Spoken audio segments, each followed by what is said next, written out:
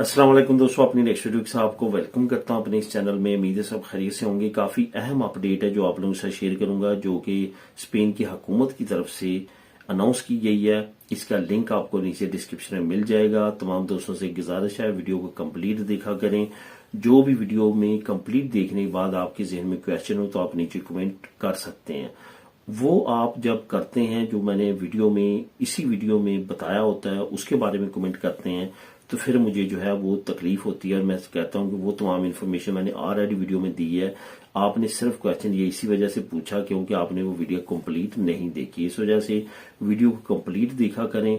उसके बाद अगर आपके जहन में क्वेश्चन हो तो लाजमी तौर पे कमेंट करके मुझसे आप पूछ सकते हैं। तो बात करेंगे कि नई खबर की, जो काफी अहम अपडेट है। स्पेन हुकूमत की तरफ से ये लॉन्च की गई है। ये खबर है जिनके पास स्पेन की नेशनैलिटी है, और खास तौर पे वो लोग जो कि नेशनैलिटी लेने के बाद स्पेन में नहीं है, स्पेन से बाहर किसी और कंट्री में रह रहे हैं, उनके लिए ये काफी अहम खबर है जो आपने गौर से सुननी है।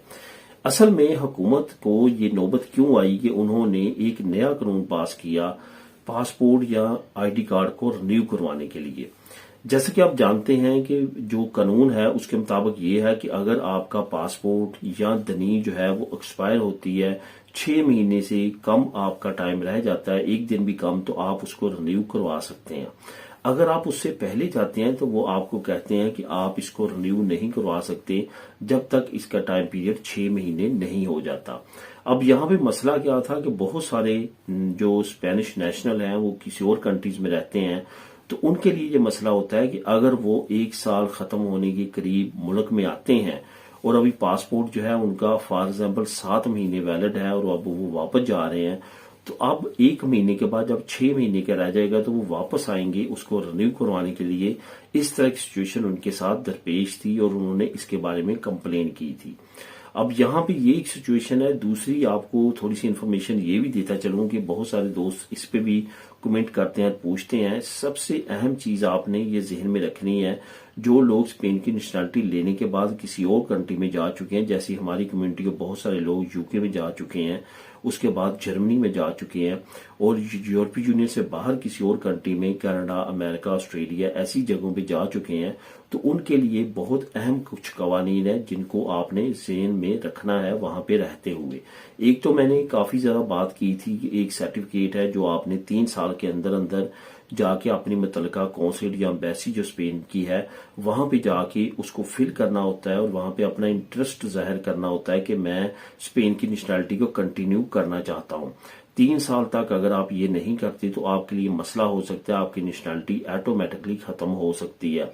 अब यहाँ पे एक चीज और आपने जहन में रखनी है, अगर आपने अपनी होम कंट्री की नेशनैलिटी को नहीं छोड़ा, वो भी आपके साथ चल रही है और स्पेन की नेशनैलिटी भी आपके साथ चल रही है, आप नॉन यूरोपियन कंट्री में जाके बैठ गए, फॉर एग्जाम्पल यूके में जाके बैठ गए और आपने 3 साल तक ना उसको इस्तेमाल किया पासपोर्ट को, ना उस पर सफर किया, ना आपने स्पेन का सफर किया, ना आपका कोई ऑटोनोमो, आपकी कोई इम्प्रेसा, कोई ऐसा बिजनेस स्पेन में नहीं चल रहा आपके नाम पे, कोई seguridad सोशल, कोई असिंदा, कोई ऐसा अंदराज नहीं हो रहा, तो आपका 3 साल के बाद मसला हो सकता है और बहुत सारे लोगों के साथ ये मसला बना है।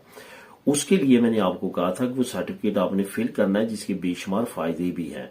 अब फायदा बताने से पहले आपको ये बताता चलूं कि कानून क्या है कि दनीन जो है, आपका जो आईडी कार्ड है वो आपने स्पेन की टेरिटरी के अंदर ही रिन्यू करवाना है, वो आपका बाहर से रिन्यू नहीं हो सकता। पुलिसिया नेशनल जो कि स्पेन की टेरिटरीज के अंदर है वहां पे किसी से भी आप रिन्यू करवा सकते हैं, लेकिन पासपोर्ट आप एम्बेसी और कॉन्सुलेट से करवा सकते हैं, जहां पे भी आप चाहते हैं रहते हैं वहां से आप इसको रिन्यू करवा सकते हैं, कोई मसला नहीं है। लेकिन आईडी कार्ड आपने स्पेन की टेरिटरी के अंदर ही आके उसको रिन्यू करवाना है, अदरवाइज वो रिन्यू नहीं होता। ये आपने जहन में रखना है। इसमें बहुत सारे लोगों को ये कंफ्यूजन है कि शायद आईडी कार्ड भी हम एम्बेसी या कौंसिल से रिन्यू करवा सकते हैं। एक मतलब हुकूमत ने अपडेट दी थी कि हम ऐसा कोई कानून बनाएंगे, लेकिन उसकी कोई भी नई अपडेट नहीं आई, जिसके बाद ये कानून अभी तक वहीं का वहीं है। अब यहाँ पे बात करते हैं कि धनी जो है, आपको पता है कि 5 साल तक जो है वो 2 साल का इशू किया जाता है, 5 साल से लेके 30 साल तक जो है वो 5 साल का, 30 साल के बाद जो उम्र के लोग हैं उनका 10 साल का आईडी कार्ड और पासपोर्ट इशू किया जाता है। तो यही कानून जो है आपने यही इंटरनेशनल लेवल पे यही डेट्स हैं और यही नेशनल लेवल पे स्पेन लेवल पे है। अब हुकूमत ने जो नई अपडेट दी है वो ये है कि 6 महीने की जगह अगर आपका 1 साल तक वैलिड है, यानी कि आपका एक्सपायरी डेट 1 साल रहती है, तो आप रिन्यू करवा सकते हैं आईडी कार्ड को भी और पासपोर्ट को भी। ये जरूरी नहीं है कि आपने 6 महीने का वेट करना है, 6 महीने बाद ही आप उसको रिन्यू करवा सकेंगे, ऐसा नहीं है। आप जो है उससे पहले भी उसको रिन्यू करवा सकते हैं। ये काफी अहम अपडेट है और एक बड़ी आसानी है, खासतौर पे उन लोगों के लिए जो दूसरी जगहों पे रहते हैं। अब मैं बात करता हूं कि वो जो सर्टिफिकेट है उसमें एक बड़ा फायदा आपको ये भी मिलता है कि वहां पे आपका जो एड्रेस दर्ज किया जाता है एम्बेसी और कॉन्सुलेट में, जो आपका एड्रेस लिखा जाता है, आप कहाँ पे इस वक्त करंटली रह रहे हैं, वो एक तरह से आपकी पदरों के तौर पे यूज होता है। जब अपना आईडी कार्ड आप रिन्यू करवाने के लिए स्पेन में कोई भी पुलिसिया नेशनल किसी भी टेरिटरी में आके उसको रिन्यू करवाते हैं, तो वहां पे आपको पता है कि आपको लाजमी तौर पे पदरों देना होती है, अपनी डायरेक्शन देना होती है, आप कहाँ पे रह रहे हैं। वहां पे आप उस फॉर्म को इस्तेमाल कर सकते हैं, वो आपकी पदरों के तौर पे इस्तेमाल होगा। पुलिसिया नेशनल आपके आईडी कार्ड पे आपका एड्रेस जो है वो लिख देगी। फॉर एग्जाम्पल वो आपने यूके की स्पेनिश एम्बेसी से बनवाया और वहां पे आपने यूके का एड्रेस दिया जहां पे आप रह रहे हैं, तो वो एड्रेस आपके आईडी कार्ड पे आएगा, यानी कि आपकी धनी पे आएगा और आपकी धनी को पुलिसिया नेशनल रिन्यू कर देगी। अगर आप वो सर्टिफिकेट नहीं लेके आएंगे तो फिर आपको स्पेन के अंदर किसी न किसी जगह पे पदरों करवाना पड़ेगी और वो पदरों का औखा जो है वो आपको पुलिसिया नेशनल लेके जाना पड़ेगा और तभी आपका जो है वो धनी रिन्यू होगी, अदरवाइज आपकी धनी रिन्यू नहीं होगी। तो दोस्तों ये थी अहम अपडेट, लिंक नीचे डिस्क्रिप्शन में मौजूद है, क्लिक करके आप खुद भी रीड कर सकते हैं। मिलेंगे नेक्स्ट वीडियो में नई अपडेट्स के साथ। अल्लाह हाफिज।